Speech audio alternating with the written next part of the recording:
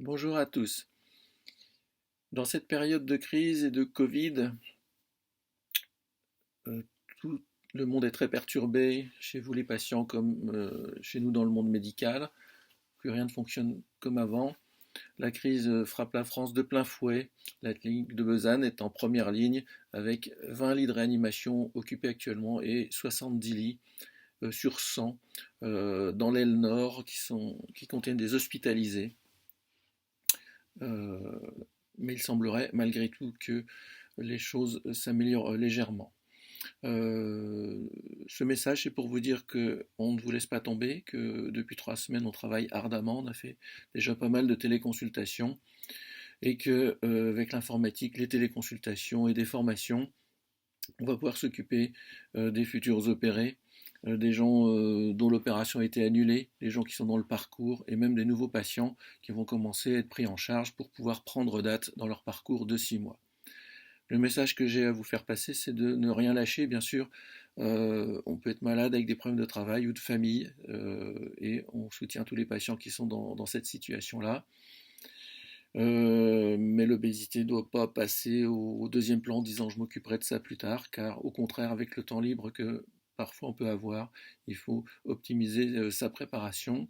On voit bien que dans cette période, l'obésité est une position de faiblesse et que lorsque l'IMC est supérieur à 40, on court un risque actuel supplémentaire à ce qu'il est d'habitude. Donc actuellement, tout ce qu'on fait, ce sont d'abord les urgences de toutes sortes, mais y compris pour l'obésité. Le secrétariat est ouvert de 9 heures à midi tous les jours du lundi au vendredi. Les patients à opérer, qui n'ont pas pu être opérés, seront opérés en début de liste, bien sûr, quand ça reprendra.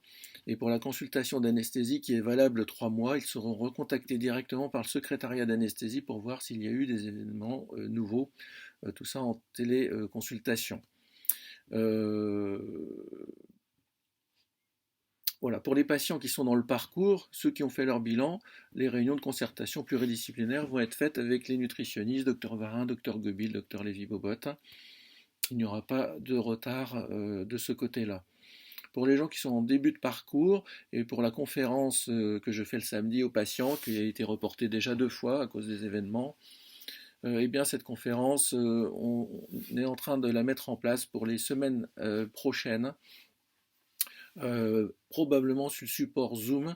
Renseignez-vous sur cette application, mettez-vous déjà en situation, mais c'est quelque chose de très diffusé actuellement et assez simple pour ceux qui assistent aux conférences.